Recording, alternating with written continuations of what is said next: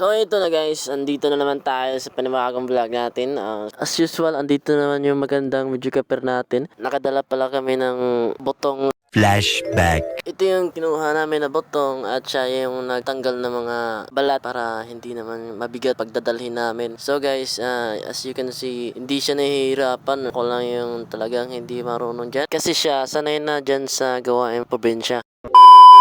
Papunta nga pala kami ng lungsod nito. As you can see, mahirap yung daanan dito eh. At andito na kami sa simentadong part ng kalsada. Actually, mga 4 AM siguro to. Kasi malapit na rin kami sa highway nito. Maginaw talaga dito. Tamang pakit lang yung videographer natin oh. Naka-shades kahit wala namang araw. Tamang pakit lang oh. Samantalang ako, focus lang sa pag-drive. Siyempre, para makaiwas tayo sa disgrasya. So guys, yun lang po for today's video. Thank you for watching.